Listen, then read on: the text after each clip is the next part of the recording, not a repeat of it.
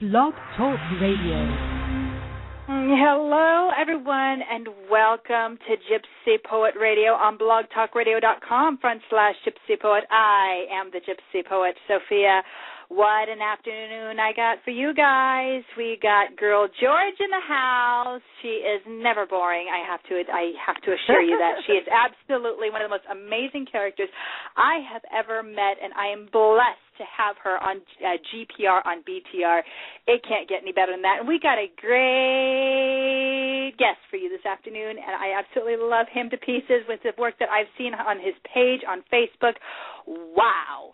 And not only that, he's also a poet and musician extraordinaire. Please welcome, everybody, Paul Potts, gearing up with the series known as Girl George Talks to Her Rockstar Friends on GPR.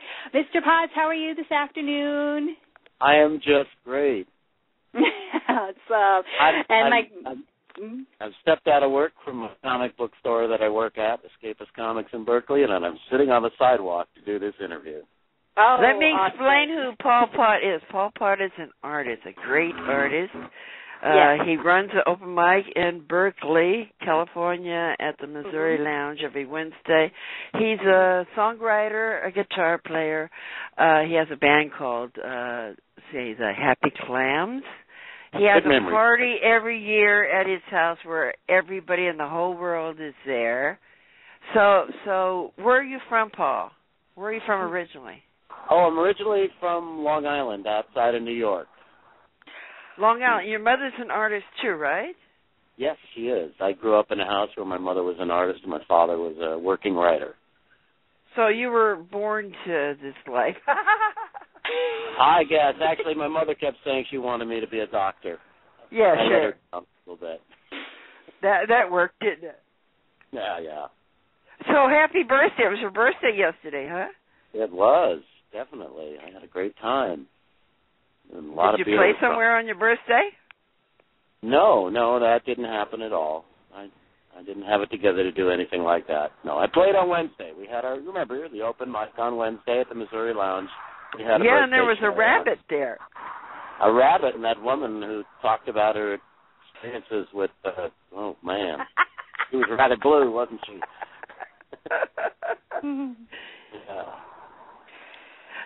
So you used to be a punk rock player, right? You used to play at Gilman's. Now, I always loved Gilman's. When did you start playing at Gilman's? Well, let me just say that I started off being a roadie for my friend's band in 1978 called X-Ray Ted that played in the San Francisco punk scene. And then basically I was just an observer in the punk scene and actually started playing music by doing a show at the Mabuhay Gardens in 1981. Oh, I love the Mabuhay.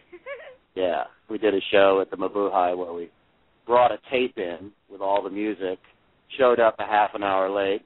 Dirk was all mad at us for showing up late, and he said, how are you going to get that equipment in? Where's the band? And I held up the tape. I said, I've talked to your sound guy. Here's the band. And he got all flustered and won't let us play.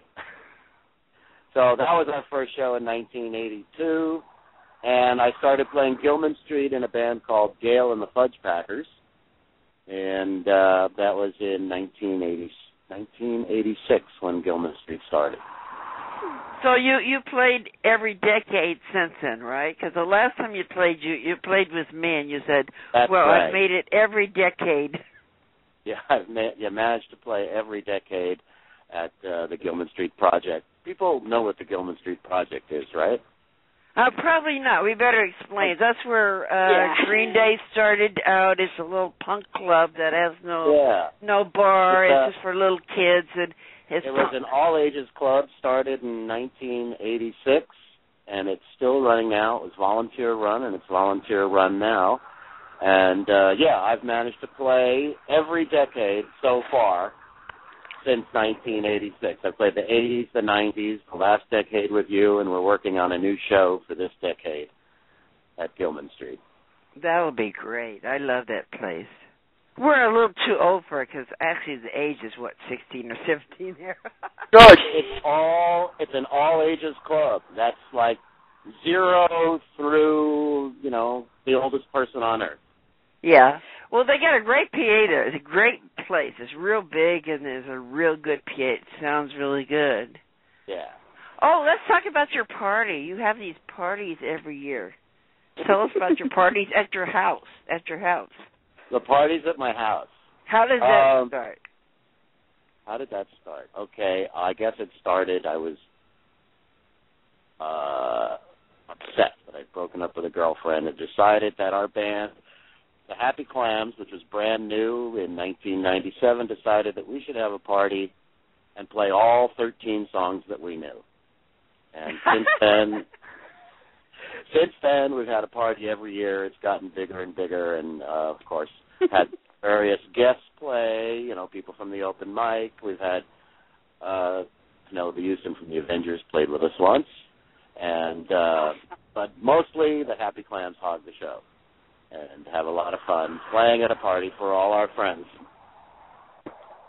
And there's a whole bunch of food, and there's gallons of beer. Oh, yeah.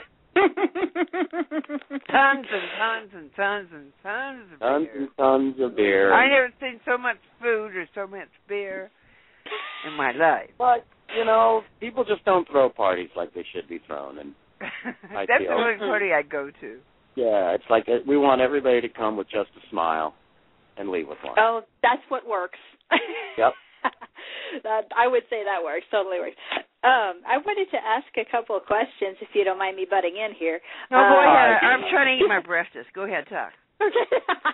Anyways, I guess what I wanted to ask is, what inspires you? I've noticed some of the work on your Facebook page, and especially some of your, especially your pencil mediums, and that's a pretty difficult medium to really take up. Could I ask who or what influenced you to do some of those drawings on your Facebook page? Oh, well, I have two kinds of drawings that I do. One of the open mic flyers, and then the other one you may have seen some of those more surreal abstract drawings that I do with a pencil. Yes, well, yes, it's surreal. When I was in high school, I was a very bad student, and I used to get high in the parking lot and then go into the library and listen to, let's see, they only had classical music to listen to, so I listened to Stravinsky's Rite of Spring, and I would look at art books that they had in the library that were all, I was really into 20th century art, and the art books they had, we're talking like 1970, in the school library were all in black and white. So I found myself very inspired by this time period of great art, and I only saw it in black and white, so I found myself drawing in black and white with pencil, and that's where that sort of came from. Wow! And the open mic and then the pen and ink drawings that I do, posters for my band and other shows, and the open mic flyers that I draw one every week and send out on an email.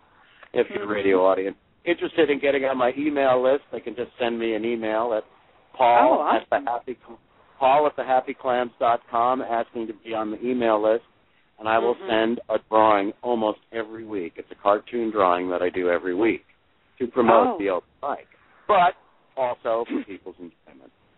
And my future plans with those kind of drawings is I'm going to do a show at a local bar, and I'm going to start asking local bands if they want a poster done by me that I will do just for free. I'll give them posters, and I want to use it for this upcoming art show.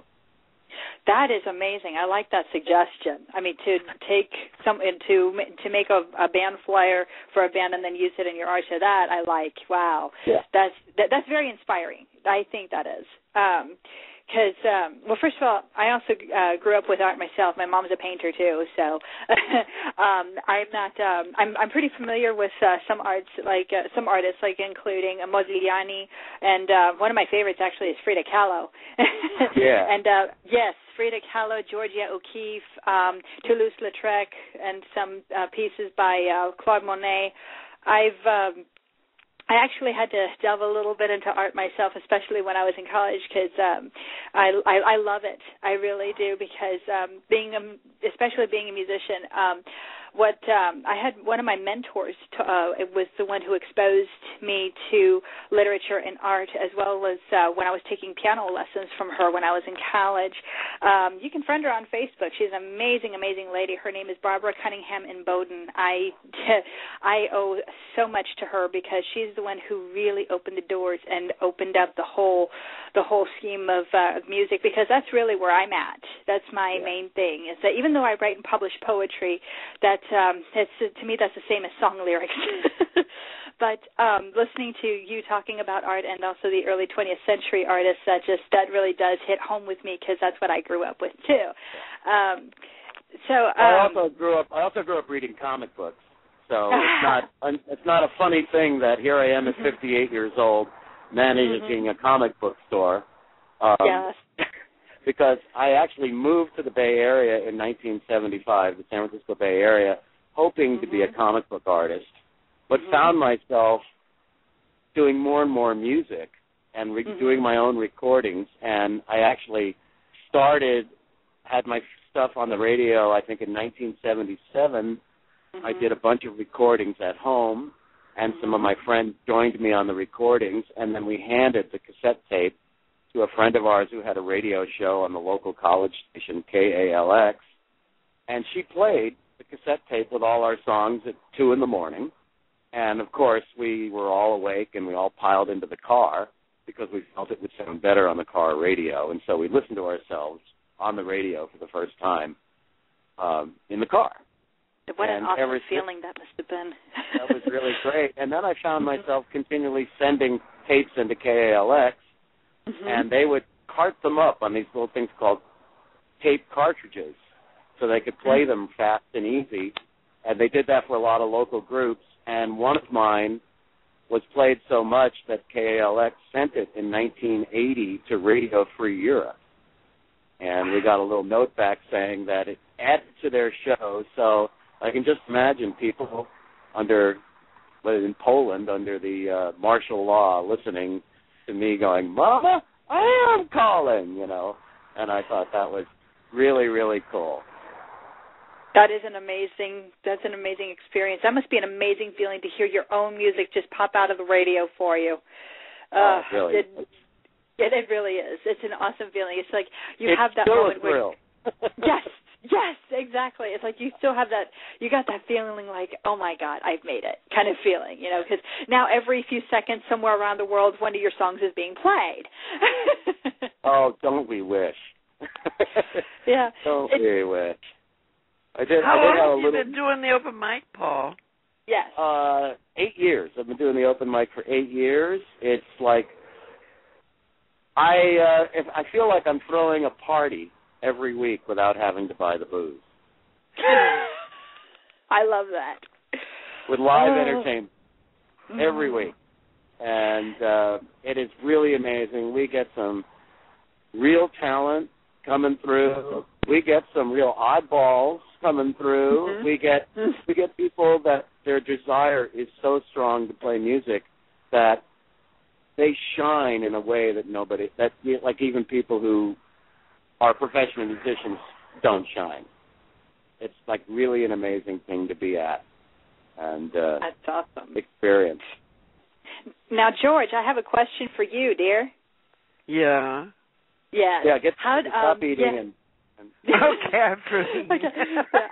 Wipe your mouth. There are people listening. Pay attention, right? Yes, I was going to ask you, how did you meet Paul? Oh, Paul. I've known him for at least 10 years. The first I remember him is I was a co-host of the open mic at the Starry Plow, and they had just done that movie of me in Nashville, and they came to show it at the Starry Plow. And it was the first time I had ever seen the movie. And so I'm up on the soundboard, which is above the people, just barely, And there's Paul below me talking to somebody while the movie's going on. I said, "Shut up!"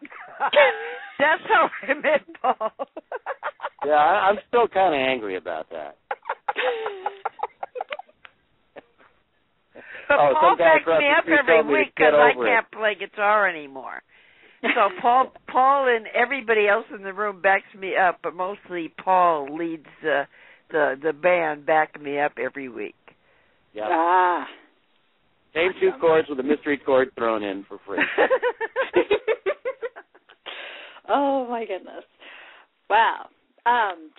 Another thing that struck me about you is that you've done a whole lot of things here, Paul. I mean, I'm looking at this little bit about you. I mean, honestly, on Facebook, I think it's only 1/10. We only show 1/10 or 1/100th of what we want the world to see. I think personally, but I mean, your art, yes. But what I'm drawn to especially is your art. You know, because I see like, wow, this is really amazing. I don't see a whole lot of really good art for that matter, and you really do have a very fine touch and detail.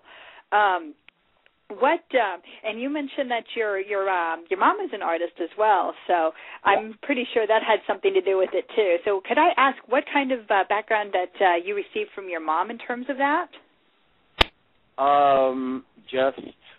She was a working artist. She owned an art gallery in Bar Harbor, Maine.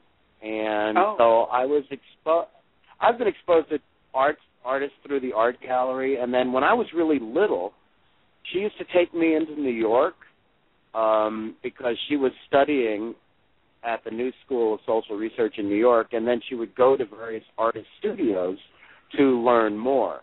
And I guess as protection, she brought her children. So I met quite a lot of well-known artists in New York as a young child, and so I just was completely immersed in art. And then as I got older, she would make me, my job was to actually make ink for her, etchings that she would do, and then I would print etchings when I was in high school. So I was just completely immersed in art through her art gallery, through her life, through the people that she knew, and it just seemed like I was doomed to follow suit. And but then my great love of rock and roll, I mean, music for us who grew up as young kids in the 60s, it was like music was a part of our lives. It was like, you know, my dad used to say, you guys think music is some sort of like church. And it is. It is. And so that has also influenced me. So I'm always, you know, I have my band, The Happy Clams. This is a big thing for me. We haven't played a lot lately, but The Sleeping Giant. Don't you have an album you just made? Yes. Yeah, we have an album called I'm All Steamed Up Baby by The Happy Clams that came out in 2008.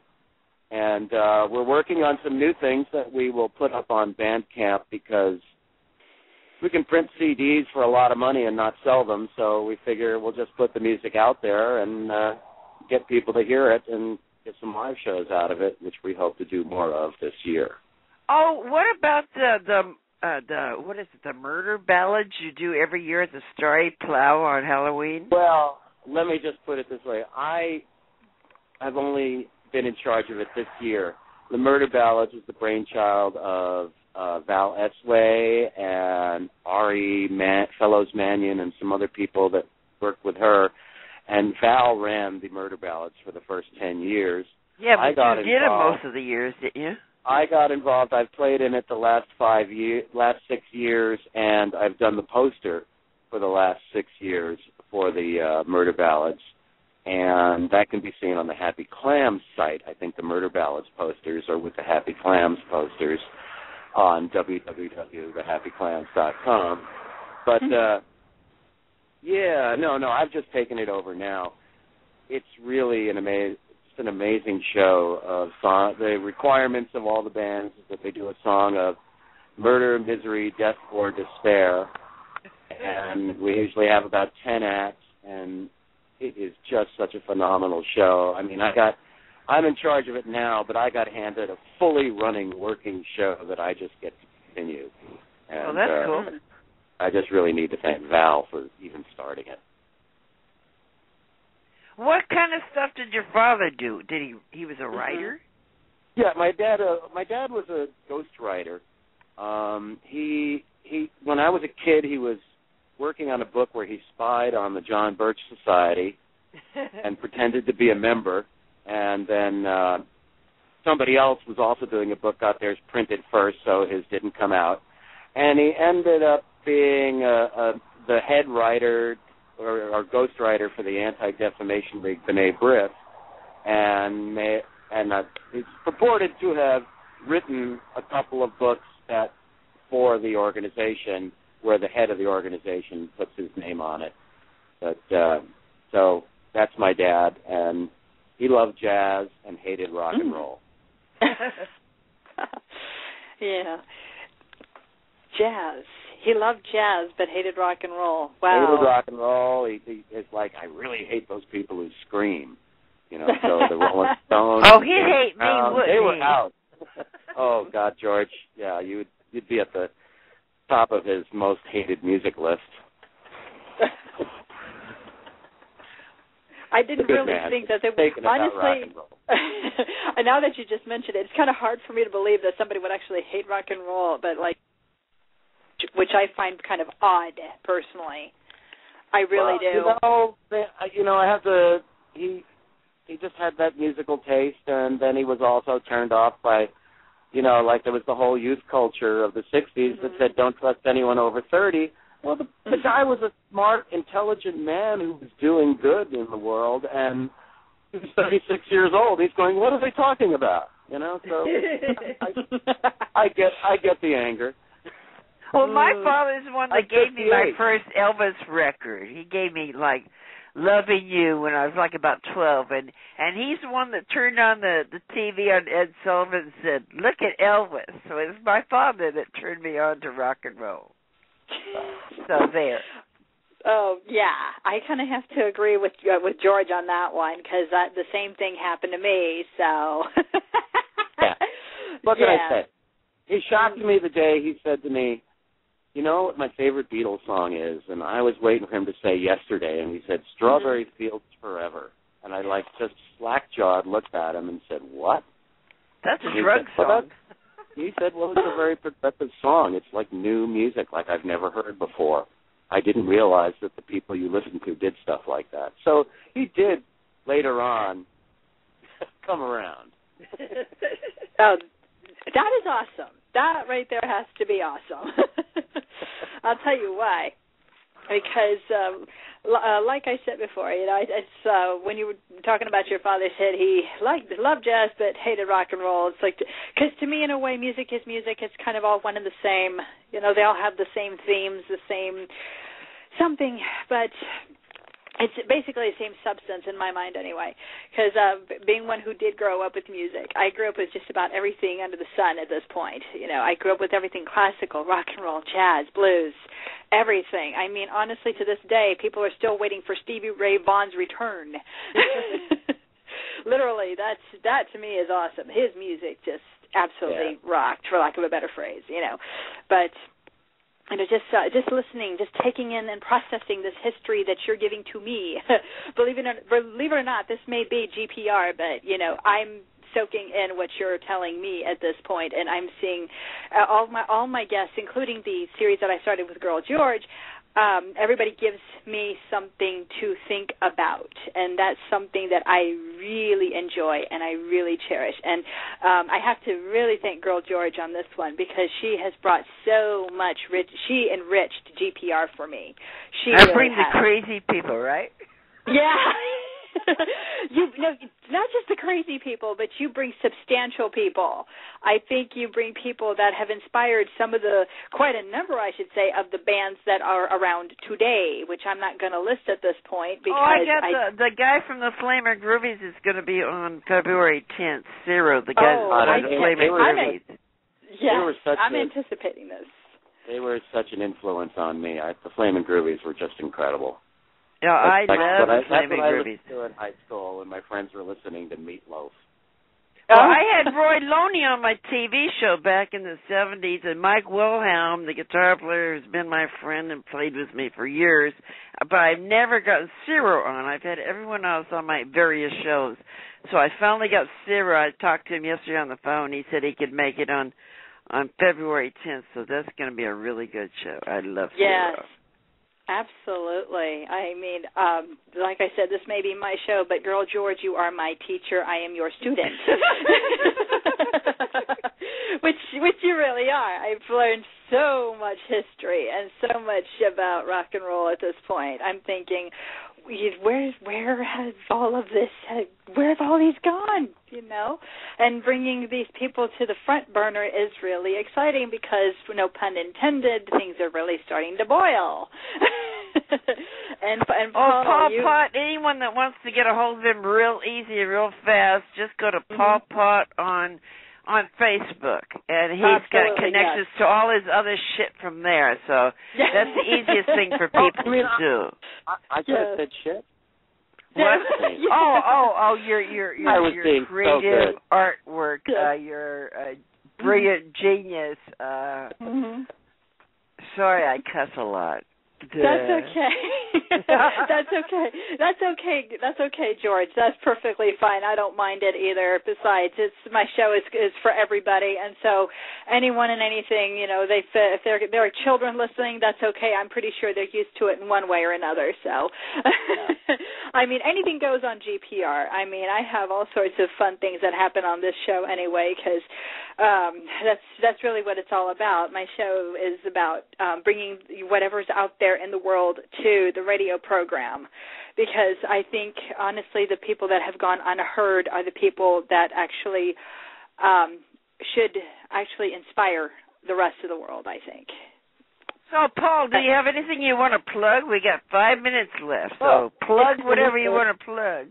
I definitely need people to know that I am still making music out there, and I have a band called The Happy Clams. Look for us at www.thehappyclams.com. Hopefully we'll have more of our new music lined up on Bandcamp for people to listen to, and look for us playing around the Bay Area. As we like to say, the sleeping giant clam is arising. And come on out to the... Come out to the open mic. And you do the Missouri Lounge open mic every Wednesday in Berkeley on San Pablo. And definitely, if you're like somebody like really famous that's listening to this show right now and thinking, boy, what would it be like to go to an open mic and get maybe one or two songs, you know, like Bob Dylan or somebody like that, come on down to the open mic. I'll give you a song or two, you know, just like everybody else, and have some fun playing in front of a small crowd instead of those giant throngs that love and adore you. You know, you might even get ignored. That might be fun.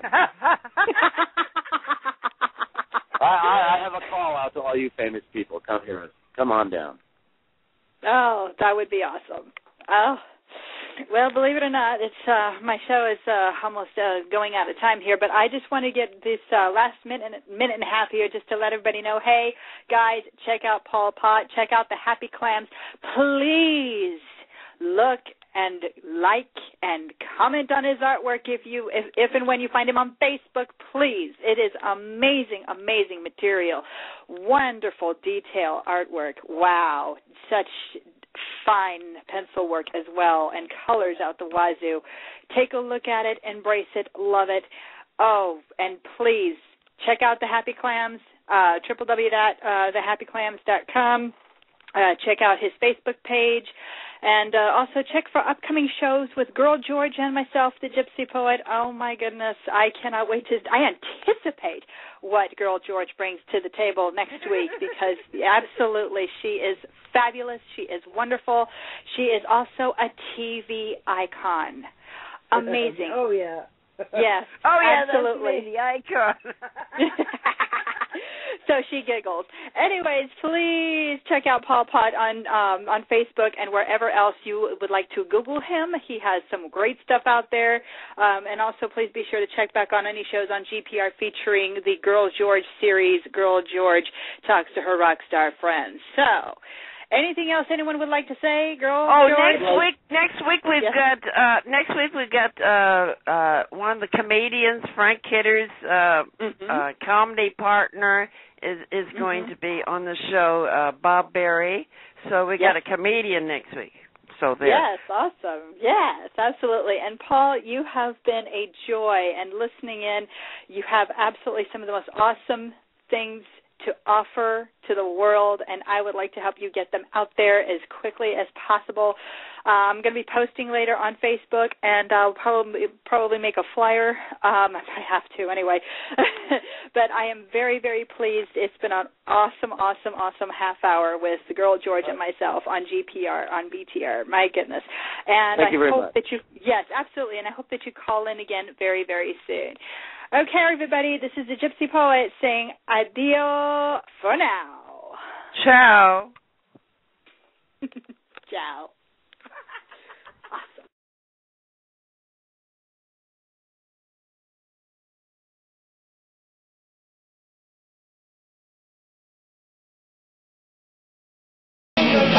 That much, but now make it clear so that you can hear. I hate everything.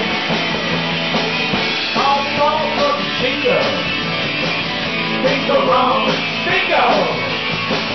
You saw me in the street and why and I feel this way. I hate everything.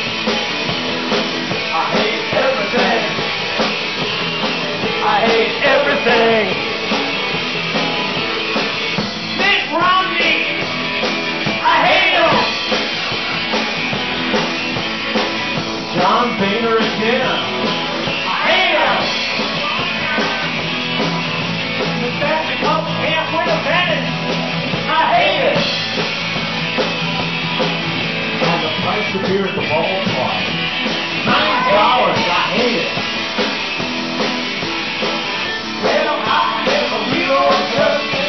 Just don't think about it that much, but I'll make it clear so that you can hear that I hate everything.